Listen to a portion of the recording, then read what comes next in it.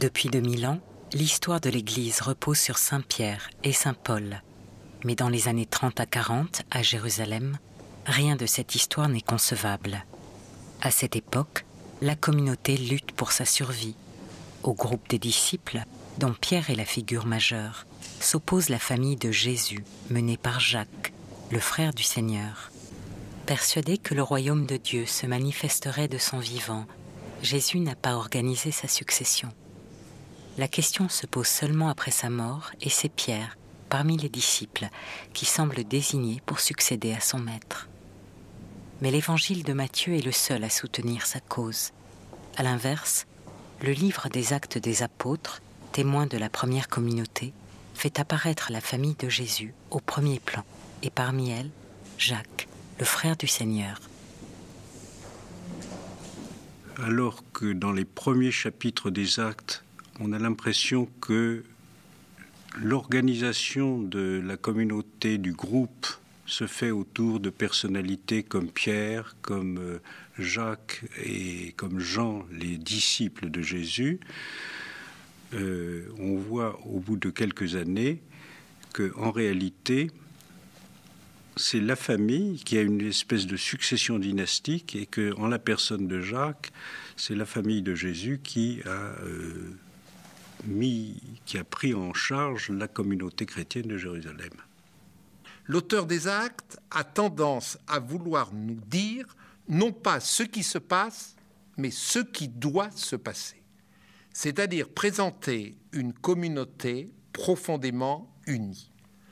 Il sait qu'il y a des tensions dans la communauté de Jérusalem, mais justement, il invite à aller vers une unité. Car pour lui, il aura ce qu'on appelle des sommaires, des petits récits sur la communauté de Jérusalem, dans lesquels il dira que ils étaient unanimes, d'un seul cœur. Il insistera beaucoup.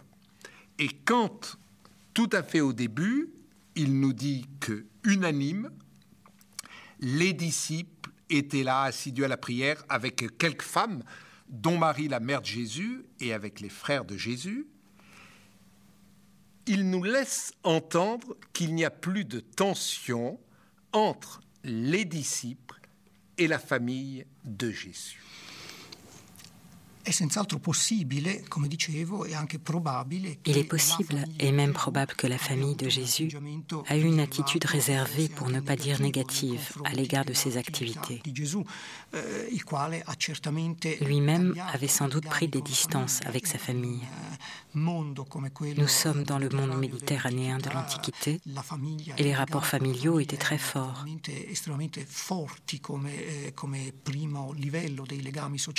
Il représentait le premier lien social. Celui qui coupe les liens avec sa famille perd ses propres racines. Il est considéré comme un marginal, un outsider. Et c'est cela que Jésus a fait. Il est fort probable que la famille a réagi par rapport à ça.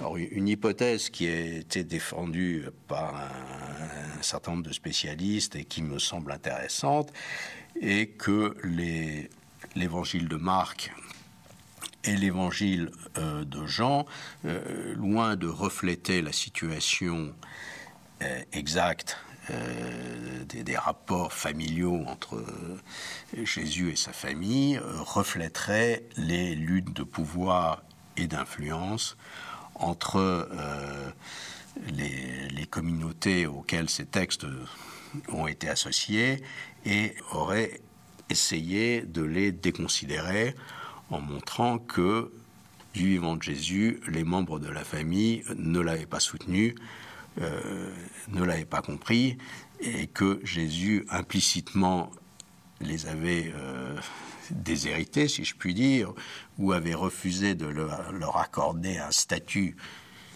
supérieur quelconque en disant « ma vraie famille, ce sont mes disciples, ce sont ceux qui croient ». Donc, et même si ma famille croit, de toute façon, ils sont comme les autres, cela n'a aucune importance. Non seulement Jésus a eu des frères, mais l'un d'eux, Jacques, est très vite devenu une figure éminente de la première communauté. Pour l'historien, comme pour la tradition chrétienne, ce serait évidemment plus intéressant de n'avoir qu'un seul récit, clair et sans lacune. Comment Jacques a-t-il pu tout à coup devenir une figure majeure? Seul un unique verset dans la première épître aux Corinthiens témoigne que le Christ ressuscité est apparu à Jacques. Cette histoire clé n'apparaît nulle part ailleurs. Seul Paul semble la connaître, et ça ne lui pose pas de problème.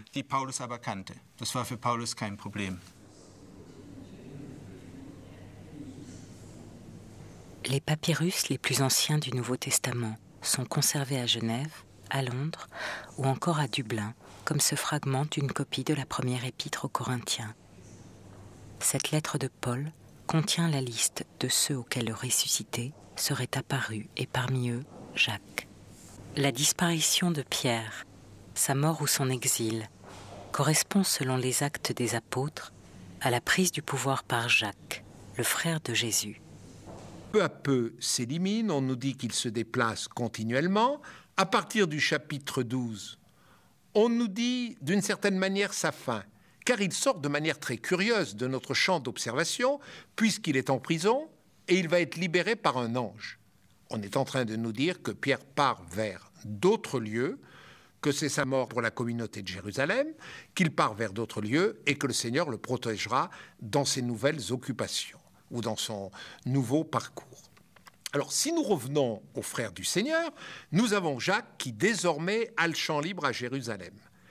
Si on essaie d'imaginer le tableau du christianisme 30 après Jésus-Christ, n'est-ce pas?